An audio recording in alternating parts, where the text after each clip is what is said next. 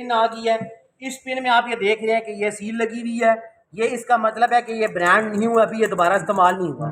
इसकी रिफिलिंग की डेट भी है, अभी 2023 में ये जाके एक्सपायर होगा।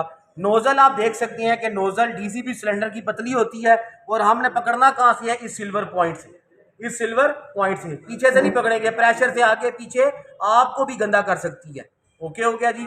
दूसरे नंबर के ऊपर आप ये देख सकते हैं कि इस नोजल, ये जो आपकी जो ये पिन है, आप कहते हैं गोरे के भाई aim the nozzle at the base of fire. हमेशा जब भी नोजल को पकड़ेंगे इसका निशाना आपने फेस की तरफ नहीं लेना, आपने बूटों को हिट करना है, आग के बूटों को हिट करना है, आपने फेस को हिट नहीं करना। दूसरे नंबर पे इसके बाद आप ये देखेंगे कि थर्ड नंबर के ऊपर लिखा हुआ है S for squeeze. Squeeze squeeze का क्या मतलब है कि अब भाई ये लिवर को प्रेस करो, लिवर को प्रेस करो। और फोर्थ नंबर के ऊपर क्या लिखा हुआ है कि एस फॉर स्वीप, यानी कि एक जगह के ऊपर खड़े होकर फायर फाइटिंग ना करो, कम से कम आग के 3 से 4 हिस्से कवर करो, यानी कि 3 साइडेड को कवर करने की कोशिश करो। समझ आ रही है सारों को? जी सर। अब गोरे ये कहती हैं कि भाई फायर एक्सटिंग्विशर को आपने हमेशा लेफ्ट हैंड में उठाना है, लेफ्ट हैंड में उठाना है और राइट से आपने नोजल को पकड़ना है। लेकिन हम ये कहते हैं कि आप लेफ्ट एंड राइट के कॉन्सेप्ट में ना फंसो। हो सकता है कि कई बंदे लेफ्ट से उठा ही ना सकते हो, तो वो कह जी कि हमने इसको जो ना फार्मूले से उठाना है। आप राइट से उठाओ, मेन चीज़ है फायर फाइटिंग करना, आप राइट एंड लेफ्ट के कॉन्सेप्ट में ना फंसो। एक और चीज़, फायर एक्सटिंग्विशर तमाम बंदे जॉब पे आती हैं, तमाम बंदे जॉब पे आती हैं, डेली बेसिस के ऊपर फायर एक्सटिंग्विशर को चेक किया करें। यह रिस्पॉन्सिबिलिटी आप तमाम बंदों की है। क्यों है कि आपने चेक किस तरह करना है। इसके अंदर एक मीटर गेज है, आप ये देख सकती हैं कि ये मीटर गेज है। ये मीटर गेज जो है वो आप लोग इसमें सिर्फ 2 कलर चेक करेंगे। 2 कलर कौन सी हैं? Red and green. Red and green. आजकल के न्यू जो फायर एक्सटिंग्विशर आ रही हैं, वो फायर एक्सटिंग्विशर, आजकल के जो न्यू फायर एक्सटिंग्विशर आ रही हैं उनमें येलो कलर भी है, पिंक कलर भी है, येलो कलर भी है, पिंक कलर भी है। लेकिन हमने कोई कलर नहीं देखना, हमने सिर्फ रेड एंड ग्रीन कलर को देखना है।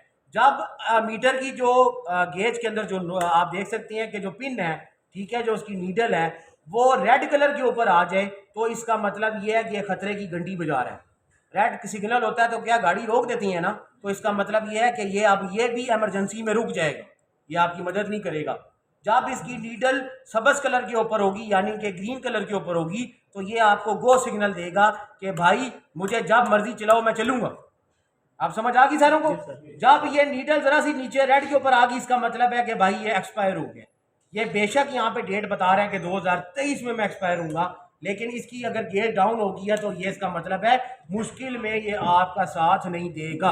आप समझ आ गई सारों को? अब हमने क्या करना है, एक तो बात ये, दूसरी बात ये है कि अक्सर लोग क्या करते हैं कि इसकी नीडल को निकाल देती हैं, पिन को निकाल देती हैं, पिन को निकालती हैं इसको इस्तेमाल करने के लिए। इसको इस्तेमाल करने के लिए आग लग गई है भाई, हमने फायर एक्सटिंग्विशर अप्लाई कर दिया और हमने इसको अप्लाई करके दोबारा पिन लगा के इसको हैंग कर दिया। तो आपने दोबारा पिन लगा के इसको हैंग नहीं करना। क्यों नहीं करना? कि एक दफ़ा जब ये लेवर प्रेस हो जाए तो इसका प्रेशर डाउन हो जाता है, यानी कि इसको पिन लगा के दोबारा हैंग नहीं करना, ये सारा का सारा ख़त्म करना है उसी इमरजेंसी के ऊपर। इसका प्रेशर गेज टूट जाती है, अब ये प्रेशर इसका नहीं रहेगा इसके अंदर। आप लटका भी देंगे ना तो रोज़ आएंगे तो देखेंगे नीचे पाउडर पड़ा होगा, आहिस्ता आहिस्ता प्रेशर डाउन करता जा रहा है। ठीक है, ये बॉडी स्प्रे नहीं है कि बार बार पंप करने से चलेगा। ये एक दफ़ा प्रेस हुआ, इसकी गया नीचे से अंदर प्रेशर गेज टूट गई। आप समझ आ गई सारों को? अक्सर लोग क्या करते हैं, भरा हुआ सिलेंडर आता है तो कहती हैं ये पता नहीं भरा हुआ भी है कि नहीं, जरा निकाल के जरा प्रेस करके चेक करी, वो वहां भी बढ़ जाता है।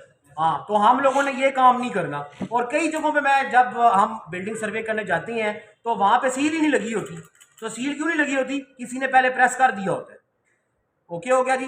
CO2 को आप ये प्रॉब्लम उसके साथ नहीं होती, ये डीसीबी सिलेंडर के साथ ये प्रॉब्लम होती है कि एक दफा प्रेस करने से ये सारा आपने खत्म कर देना है। दूसरी बात, डायरेक्ट सनलाइट के ऊपर जब भी ये हैंग होगा डायरेक्ट सनलाइट पे, तो प्रेशर किसी भी फायर एक्सटिंग्विशर का डाउन कर जाएगा। डायरेक्ट सनलाइट, हमने पेट्रोल पंप्स के ऊपर जितने भी फायर एक्सटिंग्विशर और फायर ट्रॉलीज जितनी भी पड़ी हुई हैं उन सब को हमने कहा कि भाई शेड लगाओ।